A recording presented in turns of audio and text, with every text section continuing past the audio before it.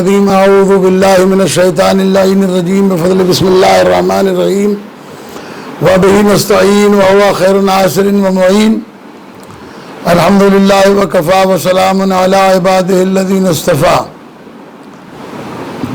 اما بعد فقد قال اللہ سبحانہ وتعالی فی محکم کتابہ الکریم بسم اللہ الرحمن الرحیم اہدنا الصراط المستقیم صدق اللہ مولانا العلی العظیم وصدق رسولہ النبی الکریم ونحن علی ذلک من الشاہدین والشاکرین والحمدللہ رب العالمین وصلی اللہ علی محمد وآلہ الطاہرین۔ السلام علیکم ورحمۃ اللہ وبرکاتہ۔ برادران عزیز، تفسیر قرآن مجید کے حوالے سے جو ہمارا سلسلہ جاری ہے، آج ہمارا یہ 10واں لیکچر ہے اس سلسلے میں۔ ہم نے کل کے لیکچر میں جناب خدیجہ الکبریٰ سلام اللہ علیہ کی وفات کی وجہ سے ان کی سیرت پر بات کی تھی۔ آج جو ہم بات کریں گے وہ ہے صراط مستقیم۔ یہ سب سے اہم ترین موضوع ہے قرآن مجید کا۔ اگر یہی موضوع سمجھ میں آ جائے کہ صراط مستقیم ہے کیا، تو بہت سارے مسلمانوں کے درمیان جو فرقوں کے مسائل ہیں وہ ختم ہو جائیں۔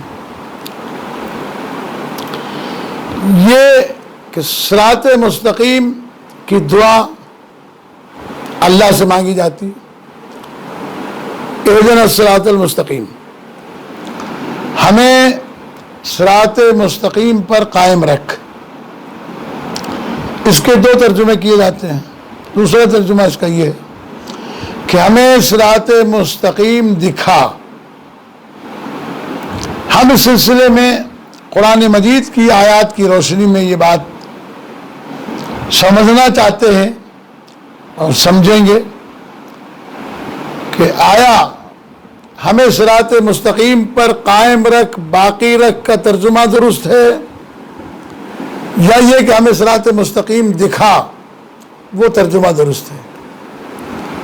ان دونوں ترجموں پر غور کرنا آپ کی ذمہ داری ہے، توجہ کرنا آپ کی ذمہ داری ہے، سمجھانا میری ذمہ داری ہے۔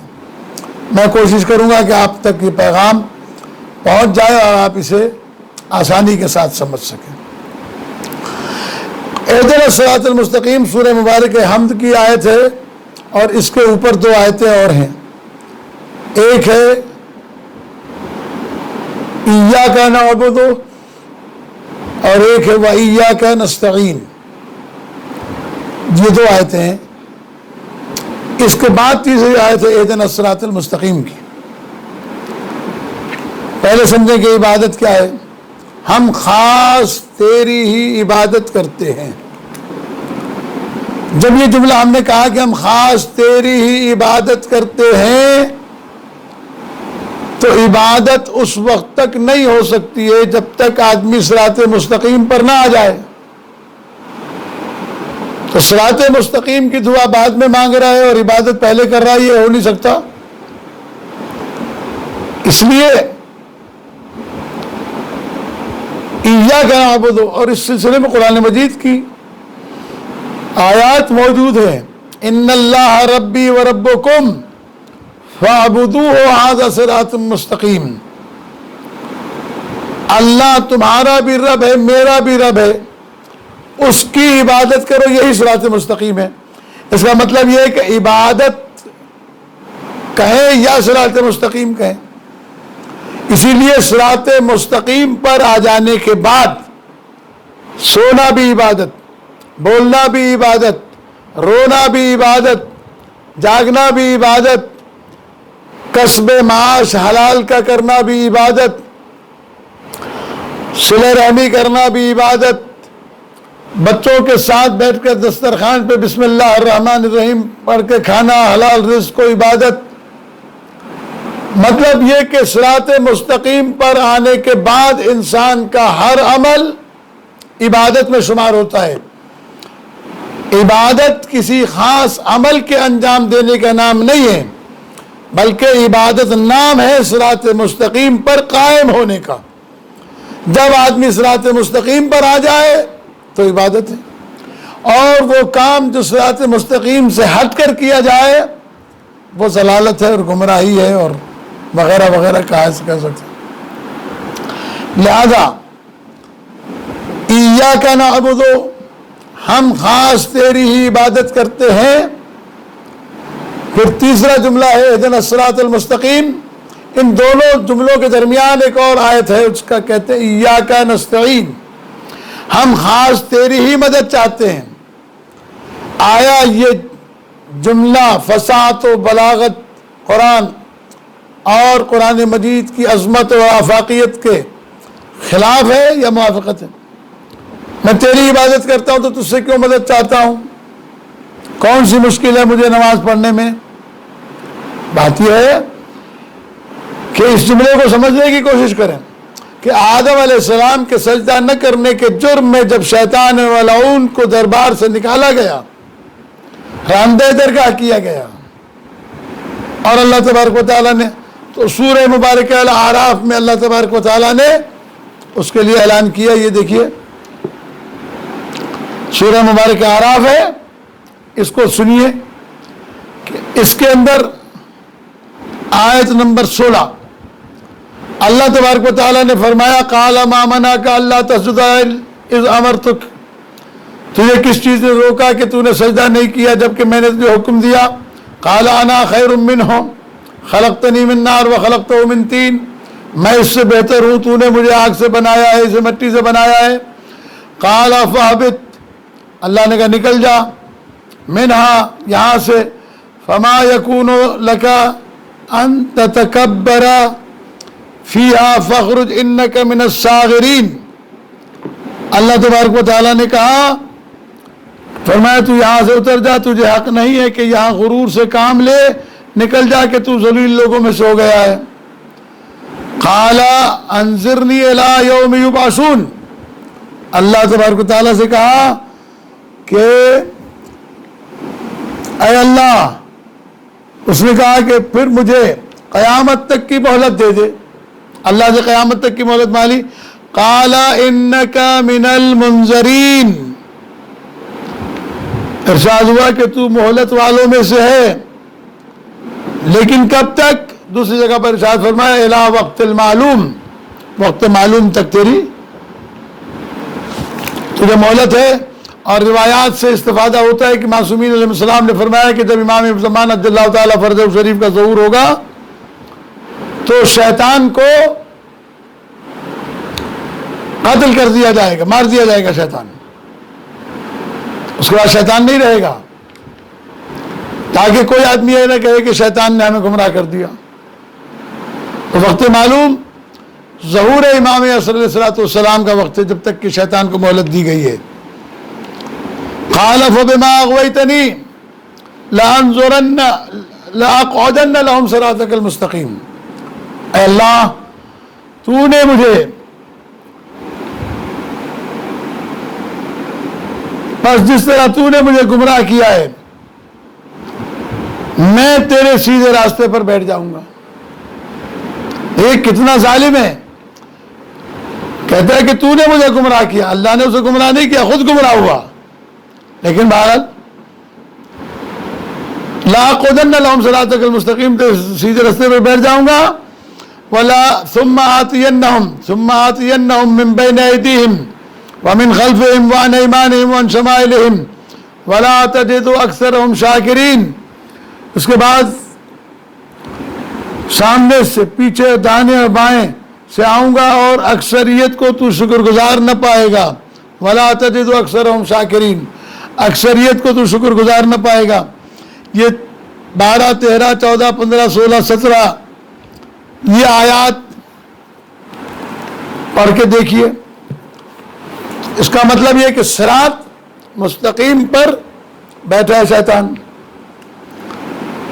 علامہ ذیشان اظہر جوادی علیہ مقامہ نے بڑا خوبصورت جملہ لکھا ہے، خدا ان کے درجات کو بلند فرمائے. اور خوبصورت گفتگو فرمایا کرتے تھے، کہنے لگے کہ اگر صراط مستقیم پر آ کر نہ بیٹھتا تو اسے گمراہ کرنے کے لیے افراد کہاں سے ملتے؟ یہ جملہ بتا رہا ہے کہ وہ آپ کو ملے گا مسجد میں، مدرسے میں، مجلس میں، نیکوکاروں کے درمیان، اس لیے کہ اسے تو گمراہ کرنا ہے نا، تو جو چیز صراط مستقیم پر ہے انہیں گمراہ کرنا ہے۔ مولانا محمد اسماعیل دیوبندی علی اللہ مقامہ، کسی نے پوچھا تھا کہ مولانا ہماری مسجدوں میں چٹائی پڑتی ہے، مصلے ڈالے جاتے ہیں، برسوں برس پڑے رہتے ہیں، ٹوٹتے نہیں ہیں، پرانے زمانے میں چٹائیاں پڑا کرتے، یہ قالین اور کارپیٹ کا زمانہ نہیں تھا، کیونکہ ہماری مسجدوں میں جو چٹائی ایک دفعہ پڑ جائے وہ برسوں چلتی ہے، اس کا سبب کیا ہے؟ تو آپ نے فرمایا کہ شیطان ہماری مسجد کے دروازے کے باہر بیٹھا رہتا ہے، ہر آنے والے کو ٹوکتا روکتا اور اسے بہکاتا ہے، اور اس کے بہکانے روکنے کا وقت کیا انداز ہوتا ہے؟ بہکانے کا انداز کیا ہوتا ہے؟ بہکانے کا انداز یہ ہے کہ ابھی تو بہت ٹائم ہے، پڑھ لیں گے نماز، چلو ایک چائے کا کپ پی کے آتے ہیں، چلے فلاں دوست سے مل کے آتے ہیں، اس کو لے کے آتے ہیں، پھر آ کے پڑھ لیں گے کون سی نماز قضا ہوئی جا رہی ہے، مثلا اس قسم کی گفتگو کر کے شیطان لوگوں کو نماز پڑھنے سے روکتا ہے۔ لیکن میں کہا کرتا ہوں اب آج کے زمانے میں بہت سارے لوگ ہمارے ایسے بھی جاہل لوگ ممبر پر آتے ہیں کبھی کبھی، جو نماز کا انکار کرتے ہیں اور کہتے ہیں کہ نماز کوئی چیز نہیں، نماز کم نہیں آونی، روزہ کم نہیں آونا، حج کم نہیں آونا، زکوٰۃ کم نہیں آونی، یہ جاہل لوگ ہیں۔ ظاہر ہے کہ یہ میں سمجھتا ہوں پیشہ ور میراثی ہیں جو ممبر پہ آ کے ذاکری کرتے ہیں، ان کی تعداد بہت کم ہے، ورنہ ذاکرین امام حسین علیہ السلام بڑے باوقار، بڑے باعزت شرفاء میں سے ہیں، خاندانی لوگ ہوتے ہیں۔ تو میں عرض یہ کر رہا ہوں کہ وہ آگے نماز کا انکار کرتے ہیں، تو میں کہا کرتا ہوں کہ مولانا اسماعیل صاحب اگر آج کی دنیا میں ہوتے، اس دنیا میں، تو جملہ بدل دیتے۔ پہلے تو یہ کہ شیطان مسجد کے دروازے پہ بیٹھا تھا، اب وہ شیطان دروازہ کراس کر کے ممبر تک آ پہنچا ہے۔ بہرحال یہ جملہ معترضہ تھا، یہ ہمارے موضوع سے متعلق نہیں ہے۔ تو شیطان بیٹھا ہے صراط مستقیم پر، اسی لیے کہا جاتا ہے ایاک نستعین، ہم خاص تیری ہی مدد چاہتے ہیں کہ ہمیں شیطان ملعون کی گمراہی سے محفوظ رکھنا، کیونکہ وہ صراط مستقیم پر بیٹھا ہے۔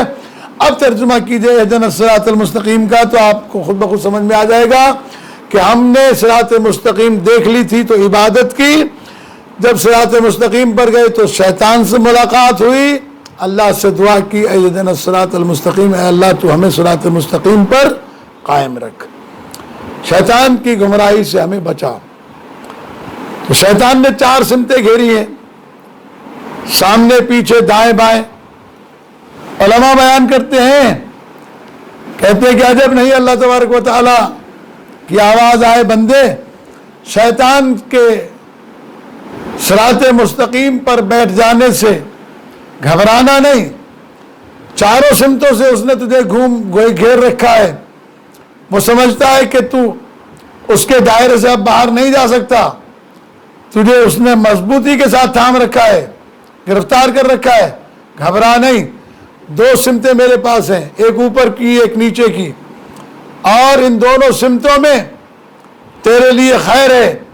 جب تو شیطان کی حرکتوں سے پریشان ہو جائے، جب شیطان تجھے پریشان کرے تو کیا کرنا؟ یا دعا کے لیے ہاتھ اٹھا دینا یا سجدے میں سر رکھ دینا۔ اسی لیے حکم ہے کہ دعاؤں کو لمبا کرو، طویل دعائیں مانگو، یہ مہینہ دعاؤں کا مہینہ ہے۔ اتنی دعائیں معصومین علیہ السلام سے تعلیم کی گئی ہیں کہ اگر ایک ایک دعا بھی روزانہ ہم پڑھیں تو 30 دنوں میں دعائیں رہ جائیں گی، ہم پوری نہیں کر سکیں گے۔ لہذا دعاؤں کی طرف توجہ دیں۔ ماہ مبارک رمضان میں مفاتیح الجنان کا اردو ترجمہ موجود ہے، اس کے علاوہ بھی اعمال ماہ رمضان کی الگ سے کتابیں چھپی ہوئی ہیں جس میں دعائیں، جو عربی نہیں پڑھ سکتے ترجمہ پڑھیں، دیکھیں کہ اللہ تبارک و تعالیٰ سے گفتگو کرنے کا کیا انداز معصومین نے بتایا ہے۔ خوش قسمت ہے ہم کہ ہمیں اللہ سے بات کرنے کا سلیقہ آل محمد علیہ السلام نے سکھایا ہے۔ اور پھر دوسرا یہ سجدوں کو طولانی کرو، اس لیے کہ وہ درخت جس کی جڑیں زمین میں مضبوط ہو جائیں اسے دنیا کا کوئی طوفان بھی اکھاڑ نہیں سکتا ہے۔ لہذا اس بات کو سمجھیے، سجدہ کیوں کرایا جاتا ہے؟ تاکہ تمہارے عقیدے اور ایمان توحید کی جڑیں اتنی مضبوط ہو جائیں کہ پھر تمہیں کوئی اس عقیدے سے ہٹا نہ سکے۔ صراط مستقیم ہے کیا؟ اسے کیسے سمجھنا چاہیے؟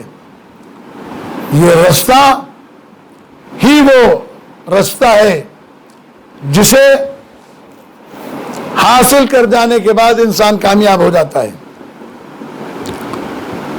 اور اس کی ہدایت اللہ کرتا ہے۔ واللہ یہدی من یشاء الی صراط مستقیم۔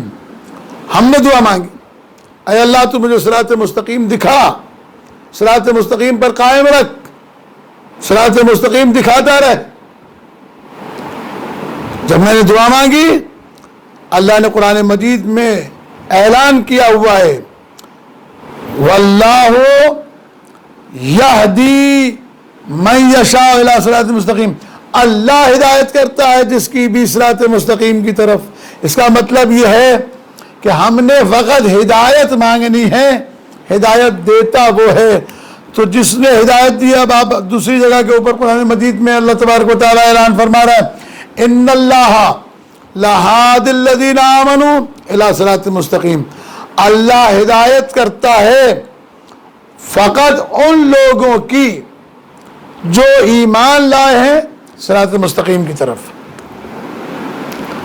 صراط مستقیم کی ہدایت کن کی لوگوں کی ہوتی ہے؟ پہلے اپنے آپ کو مومن ثابت کرنا پڑے گا۔ اگر مومن ہے تو صراط مستقیم بھی ملے گی، اگر مومن نہیں ہے تو صراط مستقیم ملنے والی نہیں ہے۔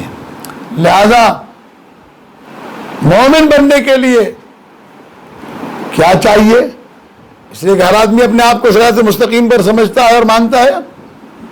کیا چاہیے صراط مستقیم مومن بننے کے لیے؟ میں بہت زیادہ تفصیل میں نہیں آپ کو الجھانا چاہتا، صرف 2 آیتیں آپ کے سامنے پڑھوں گا تاکہ ان آیات کی روشنی میں آپ کو بات سمجھ میں آ جائے۔